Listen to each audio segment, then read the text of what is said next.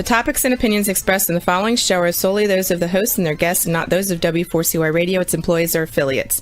We make no recommendations or endorsements for radio show programs, services, or products mentioned on air or on our web. No liability, explicit or implied, shall be extended to W4CY Radio or its employees or affiliates. Any questions or comments should be directed to those show hosts. Thank you for choosing W4CY Radio.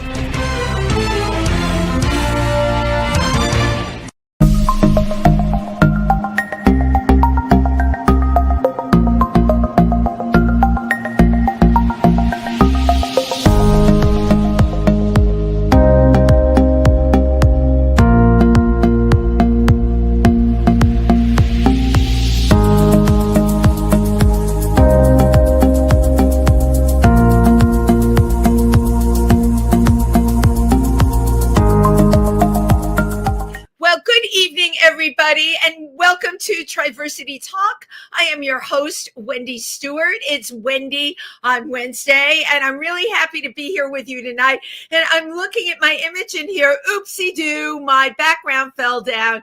Oh, well, you can see that it's rainbows, because that's why we're here. We're here for Triversity Talk. For those of you who follow us online, today you probably got our wonderful newsletter, which talks about LGBTQ history. We have a new member on our board, Kit, who has been on the show, but is absolutely brilliant when it comes to LGBTQ history. And they are so young. I don't know how they know all of this, but you'll find that in our newsletter. And we have some of our upcoming events. May 25th, we're going to have our garden party. I hope you'll all attend that. That's right in town. And then, of course, June 28th, Paddle for Pride. We have our game night in between. I know we're going to be having a movie screening, and we're still always working on our projects of painting rocks with kind sayings on them. You're welcome to drop by the center and paint a rock. And please go to our page on Facebook or look at the newsletter. It has our open hours. We are there for you, and you are always welcome. This is why we are in Milford, Pennsylvania. And tell your friends, we service the more rural areas of the tri-state area. So, okay, my guest tonight is also someone I consider a dear friend.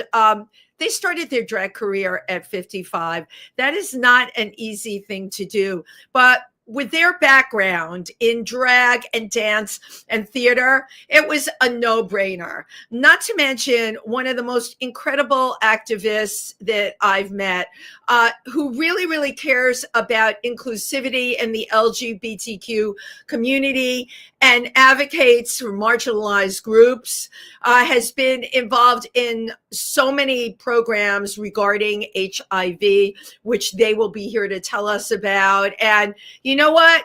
I just want you to give a warm welcome to the one and only Stella Doro. Hi, Wendy. Thank you for that introduction. Well, you know what? I would be here all night introducing you because you've done so much, and I'm old. it's just crazy, you know. Even like your resume, it's like every single group that you've been involved with. First of all, thank you for the work that you do. And, you know, you really do work tirelessly, because a lot of people, we came to New York around the same time, you and I. You were here in 75, I came in 76. But you know what? As they say in the dance world, like I know anything about it, we've been hitting the boards for a really long time, and we've been in it for a really long time. And I'm sure you've seen the amount of people that have burnt out. Right, of course. What's your secret, Stella Doro?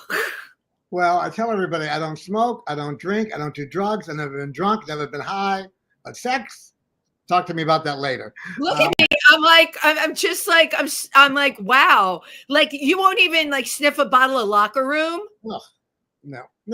Oh, you make me feel so cheap. Okay. But so it makes sense, right? That your focus is on wellness, both in the mind and in the body, and you bring that to the LGBTQ community. Well, the dance helped a lot. You know, by dancing all these years, you know, Right. that keeps your body in sort of good shape, too. Right. And you studied dance in school and got your master's in it as well. Well, no, my master's was MFA? was in directing. There was no MFA back then. Okay. Is that I wrote my master's thesis on Bob Fosse and his visual design for the theater, and I became a director. So I can't dance for long periods of time because I have asthma, sports-induced asthma. Oh. When I first came to New York and found Phil Black's dance studio up the steep and narrow staircase, exactly on 50th and Broadway, I took a beginning class. Within 1 month, I was teaching advanced tap, and then I started teaching jazz there 2 months later, and I was there for 15 years teaching at Phil Black's, and that was the time when Chicago, Chorus Line, Bubbling Brown Sugar, The Wiz, all those people. All of those shows, and for people that don't know, because we came here at the same time, Phil Black's studio was the go-to place. Like if you were, taking class there or going there, that meant you were in the inner circle. And I love it. You went up the dark and narrow staircase. That's a line from Chorus Line. Yeah, exactly. I wouldn't even gone there. I was in graduate school, and Wow. I came in to this clothing store where I was. He said, "Hey, aren't you from Worcester?" He was my paper boy in Worcester. And I said, "Eddie, what are you doing here?" He said, "Oh, I'm in Damn Yankees with Gwen Verdon." I said, "You're kidding. I'm doing my thesis on Bob Fosse." So he got me in to see Gwen. And this was 74 because they were cut short because they couldn't do Chicago because of Fosse's heart attack. So Gwen was what? because Wait, of Fosse's heart attack. So they canceled Chicago in 74. Right. And so Cheetah went out to do her act, and Gwen went on the road to do Damn Yankees. So I got to see Gwen Verdon do Damn Yankees 20 years after she did it on Broadway. Get With out. all the people that are now in Dances Over 40, Harvey Evans. Well, anyway, Eddie told me, "Oh, when you come to New York, come to see me." I said, "Well, where are you going to be, Eddie?" He said, "Well, just go to Phil Black's. I take there." So that's why I went to Phil Black's. And that little Eddie, my paper boy, was Eddie Mecca from Laverne and Shirley. Get out. The little know. paper boy was Oh, from yeah. Laverne, and amazing. But that was such an incredible time in New York where paths seemed to, anything was possible. Madonna came there around the same time. Mhm. Keith Haring, think of all the incredible things. Like if you could think of it, you could do it. It was before the doors had really closed. Correct. And the sexual revolution was everywhere. It But was. For me, I didn't do bars because I couldn't stand the smoke, and I didn't drink. So I was on the outskirts of that until I started doing the go-go and the sex on stage at Show Palace Theater. And then we started to go all to the different clubs because we were the kids. We were the go-go kids and the kids that were in the club. So, Right. so I get to go out and do that with Robin Bird, calling. We saw that. We saw Robin Bird at the event we went to with Michael Musto. Robin Bird was there. Right. And Michael Musto and I are together. We're hosting Vaccinalicious together. And he also hosts our Dances Over 40 Legacy Awards. So he does both for us. It's amazing. And we're all still standing. Isn't that incredible? Right. Isn't that incredible? So you came to New York. I had forgotten that you worked at Show Palace. Yeah. It's not on your resume, darling. Yeah, well, yeah, I don't talk about that too much as president of Dances Over 40, but no, yeah. But it really, for me, it really helped my activist work because not only did I do that, but I talk about it and I don't slut shame the kids when they come and talk to me about the sex they had or if it was safe or unsafe, or because they know I was out there and I did the same thing with them, as they did, So it really helped a lot that I did that. Like I knew that at the time.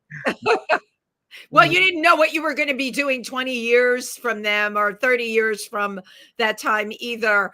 It is amazing the profound effect you've had on the generations that have come along. A lot of people that have been around get kind of disgusted with the way things are. They say things like, we laid the groundwork, and they are not grateful for it, or they take it for granted or whatever. But you have never felt that way any of the times I've talked to you. No. And I don't care if I'm in Gastides talking to the cashier or if I'm in the line at CVS at a pharmacy and someone's talking about their Biktarvy and I give them some information. I just keep on going and do what I do. You do what you can. I'm here in New York. I'm local. I do what I can. And, if I help people, that's great. If you reach out to one person, get to that one person in the club. If I can hand out that one card about Stella and, listen to your mother. If I can hand out just one card, that's one more person that has information. Oh, absolutely. I think what I'm really impressed with is that you care about reaching one person, that it's not about an audience. If your audience is one and you were able to affect them in some way, then that's worth it to you. Right. That's a very special quality. I mean, a lot of people, especially listen, when we talk about the drag world, you know what it's like, and it can be cutthroat, it can be competitive, it certainly can be superficial, but you've never used your drag that way. No, and I started way before with ACT UP, okay? Right. And then what happened was my roommate in 1989, pretty boy, got into it. He was positive, and he got into an underground trial, and he asked me to be his person to go with. So I did, and it didn't turn out very well. And what happened was I had to report to ACT UP on the stuff. And half of them didn't want me to talk about it to the press, half did. And so I thought it was important that I go to the press and let them know so other people that were positive could make up their own mind if they wanted to be in a trial. And you're absolutely right. And can you talk a little bit about, because I remember those times I was in it knee deep. What was the trial? Can you talk about the drug? It was called Compound Q, the Chinese cucumber. Oh my God, I totally remember Compound Q, right. Yeah. So the point was that they didn't know any of this, of how he signed away his life kind of thing. He knew that chances of there was no cure. There was no cure. It would extend his life. So we weren't blaming the doctor either. She was a very big, famous doctor. We're just saying that there was no way to help him continue his life. There was no resources for him. And so ACT UP hated me. Larry Kramer wrote an awful thing. There was no internet. There was no, email. How did we survive? There was no internet. We had to share mimeograph. I had a mimeograph, like all these pieces of paper. Right. So I ACT UP. And mimeograph. I haven't heard that word in so long. Right. It had to be ACT UP, and they're all furious about this. And I say to them, have you read the consent form that my roommate signed? None of them said yes. I said, then you have then you have all this passion and no compassion. You don't know what it's like. So I'm sorry, forget it. And I walked out. I stopped ACT UP. And I did the interview with the Times, which got on the front page of the Science Times. And I hope it helped people to decide on their own later. And little did I know that, 15 years later, I would be on the board of the New York Blood Center looking at consent forms that people were going to sign for new trials. I had no idea that that's where my life would take me. When I left ACT UP, I ended up doing Sex Panic, which was part of the stuff I did at Show Palace. We were talking about sex positive things, so we did that. And then I did this one little thing that said, "Tell us about the sex you have, and you'll get a free HIV test." Early '90s, when you had to pay for HIV tests. Right, I remember you had to pay. Yeah. And told them about the sex I had because I didn't care. I was telling them everything about my life, and that happened to be Project Achieve. And so after 5 years of that, they said, listen, would you like to be in the real HIV vaccine trial, the first one, with VaxGen by Don Francis, who was in And the Band Played On, played by Matthew Modine. Absolutely, yeah. So I said, okay. So I was in a 3-year trial from 98 to 2001, which did not work. If it worked, we would not be here today talking. But it was the first step. And from that, they asked me to be on the Community Advisory Board. And then I did that. And then 2 years later is when I decided to go on vacation with 1,000 naked gay men on the Poconos. And I saw this drag show. And it was awful. It was a bunch of...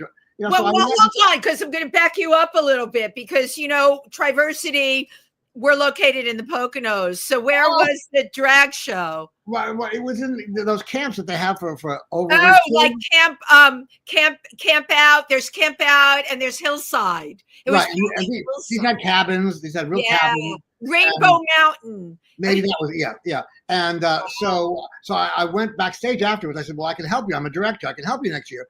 No, bitch, you have to be in the show. So I got really pissed about that because here are there naked people. There could be doctors, lawyers, Indian chiefs, and they're talking trash. So I got pissed. I was still teaching dance. So I went back home to here and I devised a number that would be easy for me, just a slip and a kind of thing. And I did Cell Block Tango. Now, this is a big theater. We're not talking about 400 people. We're talking about 1,000-seat theater, right? With 2 follow spots and everything. So I go back. In front of a bunch of judgmental gay men, too. Let's just naked, mind you. The whole point is that everyone's equal.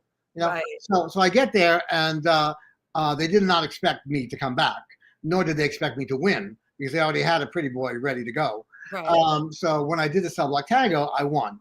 and I won the trip to Puerto Vallarta. I was Miss Lace, right? Get out! How totally cool. So afterwards, there's an after thing where they meet you and greet you. You're the winner. And they also, what are you doing next? Where can I see you? I said, no place. I have nothing. I had one wig.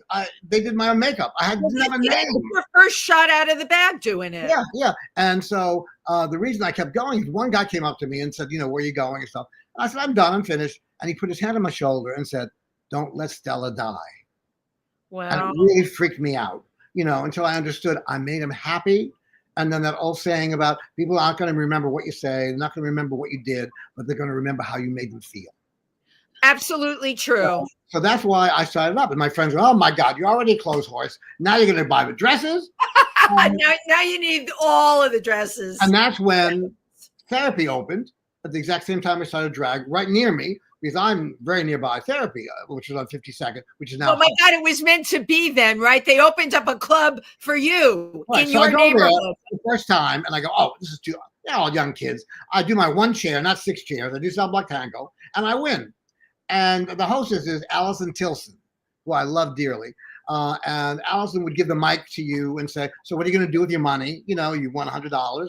And I said, I'm on the board of the New York Blood Center for Project Achieve and the vaccine trials. So she said to me with a microphone, so you're the queen of vaccine. That's where you got queen of vaccine. Had she not said that, we would not be talking here again either. I had no idea. I'm glad all these things happened. Otherwise, I wouldn't have had a show tonight. Okay. So then I went back to the board and I said, do you go out at night to talk to the kids? They go, no, they're too drunk. And so then I said, why don't you get a card? Why don't you, use a card to give the kids? They may be drunk that night, but they'll have it the next day. And then we devised the show, Vaccinalicious. So we started that in 2005. And we're now in our 20th anniversary doing the show, which this is the original ad. Unfortunately, Peppermint is there. And unfortunately, over here is a lovely Jiggly Caliente. Wait, hold on. I need to see it. Oh, you're kidding. Jiggly Caliente is on that flyer. Jiggly, oh my God. Was in our first show in 2005. She was always there for us. Every year she could be there. When she was in town, she would do it for us. Right. And for people that don't know, a lot of people don't know who Jiggly Caliente is, especially if you're not in New York. Which season on RuPaul's Drag Race? Which 4, one? I believe. Season 4. Right. And All Stars 10. No, not 10. All Stars. I forgot what number All Stars. She was on All Stars. They just passed away. I mean, they got a leg infection and then gone. Yeah. So we were about to do the ad. I mean, we had the ad already, and so now we have to change the ad and put Richard J.M.V. up here. And Tina Burner may show up because she's in the new All Stars. So Tina Burner is great. Yeah. So when Tina can come, she'll come, and some other people will come if they can because they don't want to commit without getting paid. I understand. Well, that getting paid in drag, that's a big thing, right? Oh, absolutely. But volunteering. I had one friend who you probably know. Do you remember Epiphany? Epiphany's full name was Epiphany She Get Paid. I thought that was the funniest drag name I ever heard. Right. Back then, we didn't care about getting paid. And plus, I was an activist. So I was doing it for a cause. Right. For your cause. Yeah. So I'm more from ACT UP to GMHC to Sex Panic to New York Blood Center. And so I took the activism and used it in Stella Doro. Exactly. But you didn't use it for your own ego. You're using your drag. It's a wonderful vehicle to reach people because, there could, if you were not in drag and you go into Barracuda or where you're not going there anymore because you're over 50, forget it. Huh? You're over 50, forget it. You walk in there as a man, forget it. And I walk into Stella. Oh my God, Stella. Right. And the whole persona of Stella, I have to tell you, you're one of the nicest people. When I walk into the Glam Awards or any of the events and I see you there, and you and I both know a lot of people, I inevitably end up hanging out near you because you just, and you know what? That's what you bring to the party. Isn't that amazing? Yeah, that's what I try and do. And I network is the point because, I only do, things that I get invited to, or in the case of Barracuda and Therapy, they were all contests. I just entered a contest and won all the time. So what happened was I got to meet all the girls from 2005 till now. Of course, they've changed every week, every month. New Well, people come, so they get my information. right. So, and I get them to be in Vaccinalicious because it is a contest this year. All stars. We have 6 contestants vying for Miss Vaccinalicious 20. Okay, so can you fill us in? Where can people see Vaccinalicious and what's the date and all of Right. that? Okay. First of all, it's all free because Columbia University and Project Achieve are nonprofits, so it doesn't cost anything. It is on Eventbrite. If you want to put in eventbrite.com, Vaccinalicious, you can get a free ticket there, but you can walk in. Okay. It's at Red Eye on May 21st, Wednesday, May 21st, 6 p.m. to 9 p.m. Oh, and I have a And Michael Musso and I are going to be hosting. Peppermint is going to be there and speaking. And we're going to show video of Peppermint and I dancing together 18 years ago doing Sisters. It's on YouTube. It's hysterical. And then we'll have the competition, and we're going to crown the new queen of vaccine, Sable Cities, and the new queen of U equals U, Jalov Serrano. So there's a lot of stuff to do in one night, but there's a lot of entertainment. And Daniel Nadico is going to be a judge, and Peppermint will be a judge as well.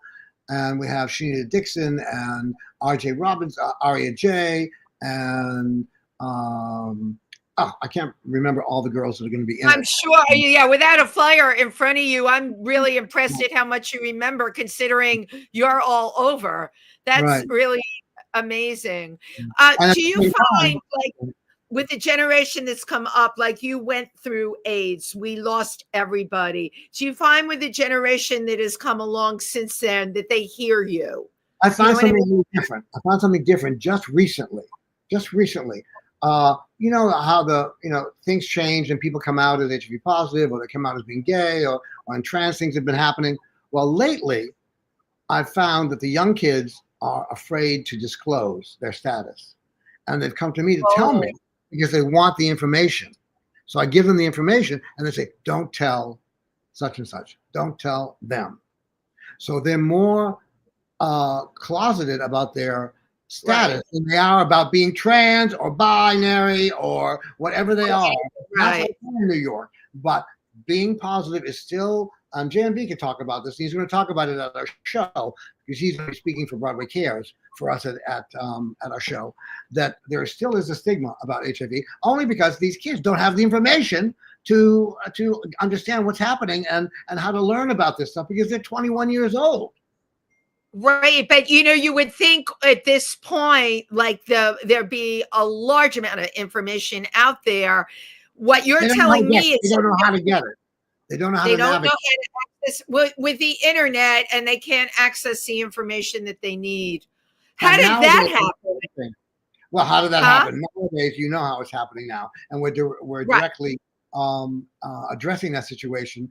But those sites, okay, the sites of, I shall call it the administration, are not the only sites in town. And, our 21-year-olds are all very savvy. No, they're taking down the sites. That's the point. They're taking down the sites. They're taking down those sites are going down, but the sites that you and I would go to for organizations. Right. They would know those sites too. These kids are savvy, or you're saying they're not aware of the sites they can go to. AIDS Healthcare Foundation, AHF, has just opened a walk-in clinic at 315 West 51st. Okay. Wow. And no one knows about it. I mean, the general public really doesn't know. You can walk in. You don't have to have insurance. They'll help you with insurance. They'll get you a doctor. They will do testing on you, and that's in Midtown. People know about Callan Lord. That used to be a closed thing. They had too many people. They couldn't get anybody. But now anybody knew. Now they've opened, I believe, a block of time during the week where you can just walk in. So that's a resource as well. And GMHC has always been a resource. They forget about that. They think that was ancient and disappeared. You're right. Stella, I got to tell you, you're blowing my mind with this information, because these are everything that you just named, except for the new place, would be, if I were talking to anyone, those would be the first places I would send them. Certainly not to the government websites. Right, exactly. These other sites are there. They're available. What you're telling me is we're either not reaching the kids enough, or what does it take to get that information out there? That's the outreach that we're doing for Vaccine Delicious. So you're running around giving out business cards and doing shows on stage. Right. Girl, we are like back into the 70s and 80s again. This is really mind blowing what you're sharing with me, because I just assumed, especially, you and I did not grow up with computers, internet, or smartphones, honey. You know that. Mimeograph, right. Let's go back to mimeograph. But younger people have access to so much information. And again, I'm not talking about the websites that are being taken down. I'm talking about there's so much still out there. You're saying they don't know how to access it. Correct. Are universities not giving out this information? Well, this is the other point that is political, that when you hear that universities are being defunded, right, they're talking about defunding the research to the universities for everything, not just HIV, for cancer. No, I know. All these other things too. And what the public doesn't understand is that the private and the public come together to share their information. For example, you want to talk about warp speed that helped with COVID and found that cure for COVID. That was because of the mRNA research done by the private institutions, funded by the government. And then they work together to find the cure. So if the government now is cutting that off and saying, I'm not going to give you $2.2 billion, they're cutting their nose off to spite their face. This is a very frightening time, I have to tell you, because I don't know how all this is going to play out. In terms of people that you've talked to and being able to get PrEP, is that threatened at this point? Yes. Mm-hmm. And we have a new trial that's almost finished to do, instead of having one shot every 2 months for PrEP, there's a one shot twice a year. I think I remember you telling me about that when we talked. And that has been stopped in the middle. And any other trials that happen to do with people that are not straight and cisgendered have been stopped in the middle. No trans trials left at all. No, even if they were almost finished with the trial. So that is, and the other point is they're cutting off the legs of everything. I was supposed to go to the HVTN National Committee annual meeting in DC, May 6th to 9th. So I got my Amtrak ticket from Columbia, all this stuff. They canceled all of the non-essential travel. So basically they cut off the conference. So now we have to do it virtually. So you don't meet the people, you don't talk to the people. It's not the same. You don't go to lunch with them. You don't have that. You can watch a lecture. And they're doing a paper on Vaccine Delicious, about how education and recruitment works with entertainment to get across the important information to the kids. Which is live entertainment, but now what you're saying is it's going to be like a podcast. Right, and so you don't get that interaction anymore. Wow. Yeah. Well, the only thing I can say about all of this, and you know this, we have to ride this wave as best we can, and we have to find other ways of getting the information out there. And you know that better than anybody. And we will all continue to do that. I don't feel, I had a number of friends that have moved out of the country now, as I'm sure you have. We all know people that have over this, but I still think it's up to those of us who are here to get this information out there. And you know what? I know what happened with the government websites and all of that. I can't allow that to stop me as a communicator. And as you know, neither can you. Well, I do want to read this one thing that came. Please, What do you have there? This is from the National Institutes of Health. And this is what they sent to all universities. Okay, it's only one paragraph. So it says, this award, the funding, no longer effectuates agency priorities. It is the policy of NIH not to prioritize research activities that focuses gaining scientific knowledge on why individuals are hesitant to be vaccinated and or explore ways to improve vaccine interest or commitment. NIH is obligated to carefully steward grant awards to ensure taxpayer dollars are used in ways that benefit the American people and improve their quality of life. Your project does not satisfy these criteria. So in other words, Wendy, we are not American people. Right. That's what I'm saying. Right. And they just took and devalued your project too. It's not worth it. And everybody that is different. Everybody is, and people of color and everybody, because we're not part of the American people. We've got to get through this time. I mean, we've got to get through this time. They, news channels were running the first 100 days. I don't know if you watched any of it. What I do with news, just to inform myself, I will flip around just to get the spin, see how they're handling it, right? And the OK News channels were very non-opinionated about the first 100 days, but it was what they chose to show, that you're watching this and you're going, oh, this is bad. Anyone that would have watched it would, and they were, they made it a point of saying it was going to be, unbiased, non-opinion, but by the nature of what it was and how they showed it in the order in which they showed it, man, it made your head spin. And that was deliberate. Yeah, yes. It's very difficult to get the information out. And the thing is, they do generalizations of information. They don't go to specifics like I just did about funding with the government and the private. They don't know that. Just like the indirect funding has been cut. People don't know what indirect funding is. Of course not. Example, if they give Harvard $600 million to do a 3-year study on whatever, right? Yeah. Of that $600 million, $190 million is for indirect costs, for rental, for the salaries, for the building, for this stuff's got to be paid for. It's what we call the nuts and bolts of a trial. They call it indirect costs. Yeah. Right? Well, they cut that from $190 million to $60 million. So how can you do the study if you don't have the ability to do it because your indirect costs have been cut by $130 million? So you're saying, oh, the study's still there, but yeah. Well, this is what I say to a lot of people. You're one person, I'm one person. We can touch the people we can touch, and that's what we're going to do. And there's a lot of us out there. And we have people like I know. But a lot of people have hung up their toe shoes over this. It. You're on social media as much as I am, or they took their picture and they put, a black square because they are devastated. And I get that.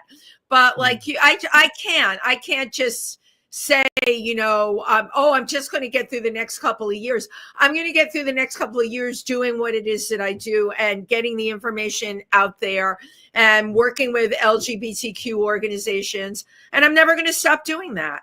Right. I've been to 2 protests already, and you've got to get yourself out there. You must. Right. And there is a matter of fact, the first protest I went to at Bryant Park, that was the big 1 million people that went down Fifth Avenue. Yeah.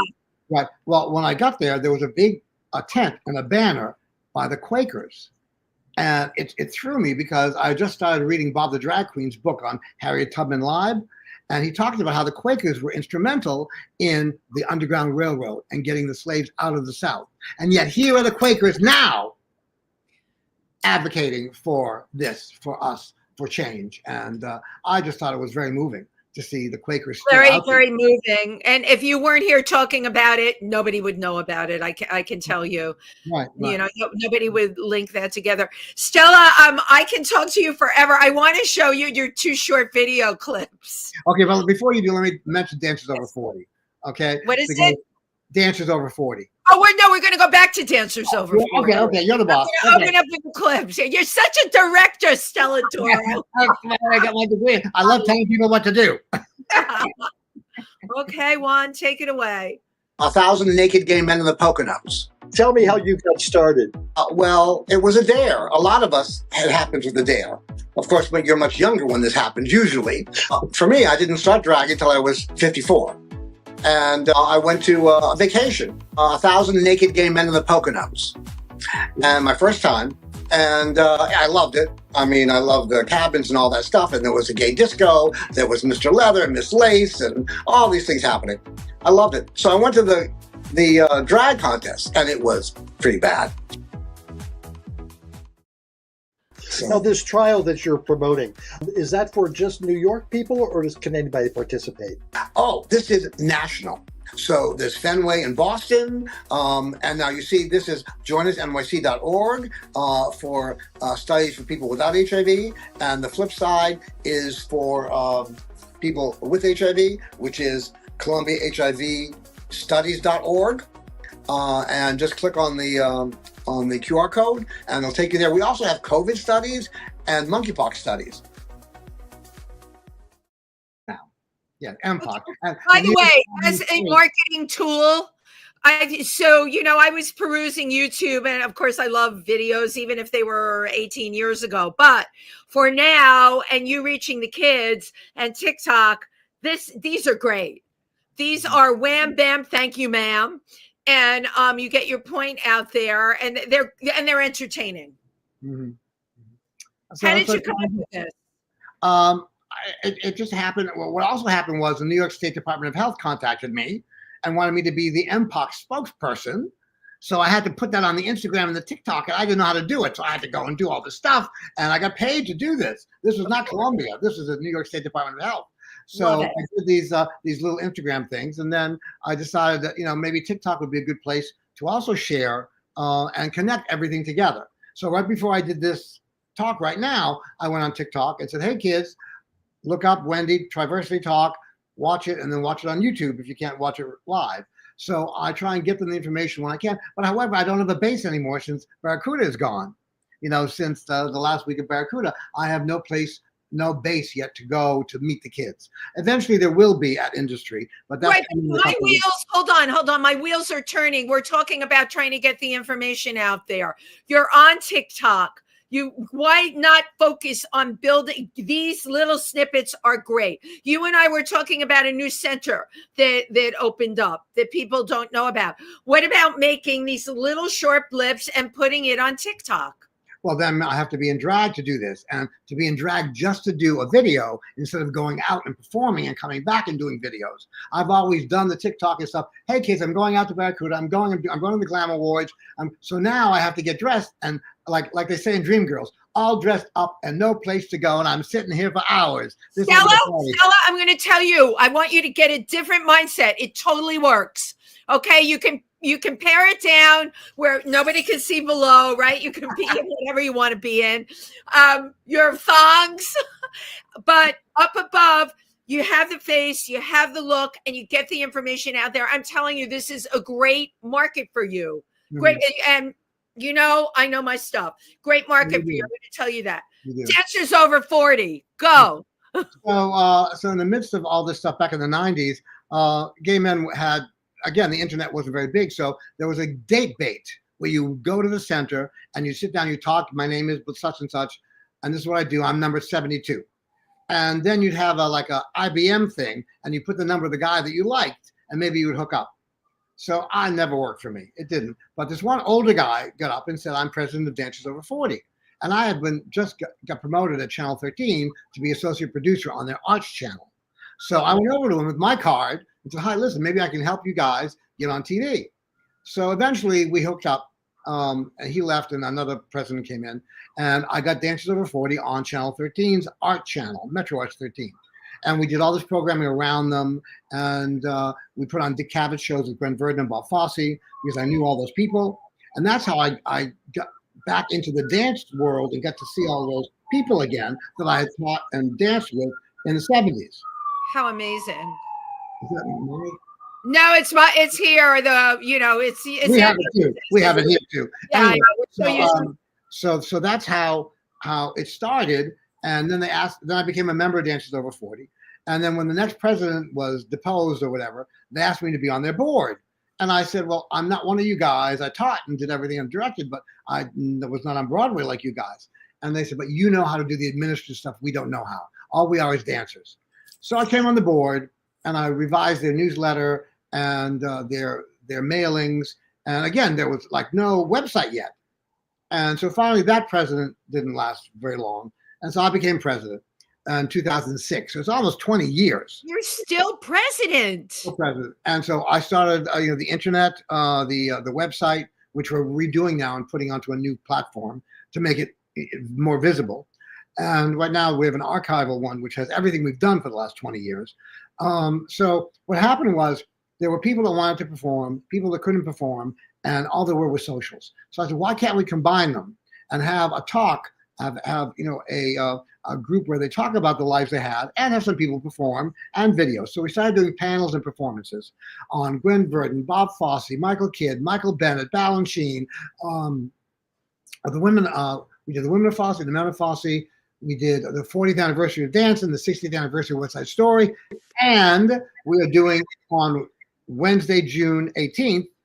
At 54 Below, 7 and 9:30, the original Chicago set. Right, the original cast of Chicago, and merged with the revival because they happen to be off on Wednesday nights. That's why we made it a Wednesday night. So we'll have the original cast that's left. We have Pop, Six, Squish. Will be in the audience, and we have a standby, Gracia Danielle. Cicero is obviously the lovely, Cheetah Rivera, who was on our board and did many things for us. Of and course. So we're trying to get as many people. Gene Foote and Gary Gendell also will be there, and we'll have a little panel as well as the singing and a little dancing. 54 Below is not really known for dancing on that stage, as you know. No, not at all, but you're going to do it. We're doing all that jazz. We're doing All I Care About Is Love with the background dancing with the fans. We're doing I Am My Own Best Friend. And we're doing numbers cut from the original show. There was no When You Get to Mama in the beginning of Chicago. There was a number called 10% on Agent and Henry. And what they did is they gave Mama Morton, she wasn't even called Mama at the time, one line. I talked to my boys at William Morris, and they said, so there went the whole Agent's part. So Bob Fosse gave him a watch, and he left. He had won a Tony the next year for Mornings at 7, so he was around David Rounds. Anyway, so that's how When You Get to Mama went in there. So you'll see the evolution of the show. And so we've never done two shows before, ever, in a row. The same show, of course. And we will have Lisa Mordente, Cheetah's daughter, and Nicole Fosse, Bob Fosse and Gwen Verdon's daughter, will also be in attendance. And there'll be some surprise guests that we can't advertise right now that will be phenomenal. So tickets are on sale at 54 Below. Just go there and look up, Chicago. 54 Below. I actually marked it already because I'd like to try and go June 18th. It's a Wednesday night, but sometimes I do reruns. So if I know in advance, I can do that. This really sounds great. Right. It's once in a lifetime thing. It's the 50-year anniversary. Right. So what is it? You have followed Fosse from the earliest in your career. Everyone loves Fosse, but what is it that spoke to you? Well, what I didn't know until I talked to Gwen Verdon, and there was no internet, is the influence of Jack Cole on Bob Fosse, thanks to Gwen Verdon, because Gwen Verdon was a Jack Cole dancer in the 40s. And so Bob Fosse, she had the Afro-Cuban and the Jamaican and all those other styles of the Indian styles that Jack Cole had, and integrated that into jazz. And even Agnes DeMille wrote Jack Cole a note on one of his shows saying, this is pure jazz on Broadway, not what I did. And Jack Cole, again, was a gay man, who was a pretty, a lot of people didn't like him. He was tough. But he formed the foundation of Broadway jazz dance, along with Gwen Verdon and Bob Fosse and Tommy Rowell and those people that learned from them. So that's what we learned. And all the people in Dance Over 40 were people, they're called primary sources. That's who all the members are. In other words, everyone wants to talk to our members because they were there when it happened. You've got the history, yeah. Our history, our legacy, our lives. And I use our history, our legacy, and our lives as an important tool for Dances Over 40 and for HIV, and to explain to the kids that they need to continue with the history and their legacy and their lives. You just amaze me. First of all, your energy, how you intertwine all the things you believe in. I'm very much the same way, but I'm sure, I get people that say to me, when are you going to stop? When are you going to slow down? Or shouldn't you? I love the shouldn't word. Shouldn't you be thinking about slowing down or doing this or doing that? And it pisses me off because I'm just getting revved up. Well, as Cheetah Rivera said, I told her this quote that she had said back in the 70s. She didn't remember. it was during Chicago. She gave an interview to the Village Voice, and they talked about she was already in her 40s and Gwen was already 50. And so all she said is, once you stop, everything drops. That is so absolutely true.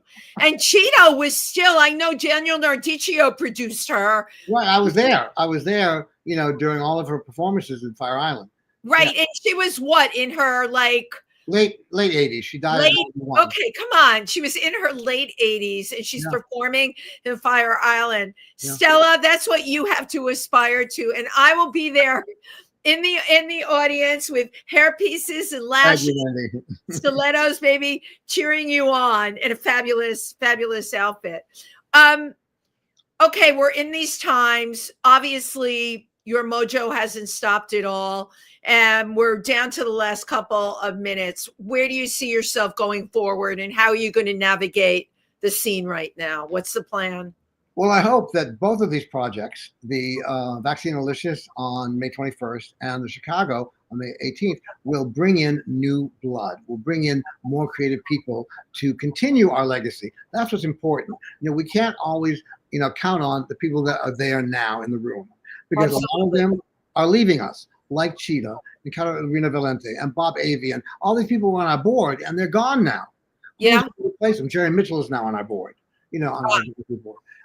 So we have to continue to bring in new people and educate them at the same time and motivate them to continue in both the fight against HIV, to find a cure, and to continue the legacy of the dancers that came before. Right, because you're right. The two absolutely go hand in hand. Mm-hmm. What can I tell you? You got your work cut out for you. For sure. You know. Well, thank you for this, Wendy. It's great. I always love seeing you. I always love seeing you at these events and everything, and we pick up exactly where we left off. Oh yeah, no, exactly like that. And Tim Moss, who I did my afternoon show with, if these walls could talk, Tim's another one that's like that's our third anniversary. But we did it exactly 3 years ago. It came up on my feed. It was 3 years ago. Oh my God. I didn't know what, you know, these shows that I started were born out of the pandemic, because like when everything shut down, my first sentence was, I'm mad as hell and I'm not going to take this anymore. This is a bunch of bull. And I still continue to, for me, those feelings are what motivate me, right? We got to carry it forward, and we have to take care of our community. Listen, as you know, this community has always taken care of us. This community is taking care of me. I have a lot of people that say, why are you so involved with the Imperial Court or Triversity? You know, why do you do that? And I look at them and I go, because I always have, always, from way back, from 15 years old, just always felt like the right thing to do. And it's where I can breathe, right? Mm-hmm. And where I can give back, which is the most important thing. And none of us are perfect. Some of us screw up things, and you know, we have to understand that we have to continue no matter what. There have always been little pratfalls and things that have happened on the internet or whatever, and you know, when you've been around for 50 years in the city, it's, you know, you're going to have these things happen, but you've got to keep on going. You got to keep on going no matter what. You can't let anything, right. The surviving in New York, especially these days, it's like, let's pat ourselves on the back here. It ain't easy, but you know what? I couldn't do what I do here and anywhere else. Well, you have been as fabulous as I thought. And again, you know, there's always so much to talk about with you. I'm sure if we talk in 6 months, you'll have a whole abundance of stuff to tell me. I always like to take a picture at the end. So look in my camera. Cheese. Cheese. My dog is licking me. I hope you see. He's like, and you know, I feed him before I do the show so this doesn't happen. I think he just wants attention. He wants 1,000 naked men in the Poconos, Stella. There we go. All right. Thank you, my love. Good luck with everything you're doing. And yeah, I'm going to try and make one of these performances. Great. But please keep up those shorts that you're doing. I'm telling you, I'm instinctive. You are onto something. They're great communication. And on that note, I love you. Thank you. And thank you to everybody who tuned in tonight. Goodbye. Bye.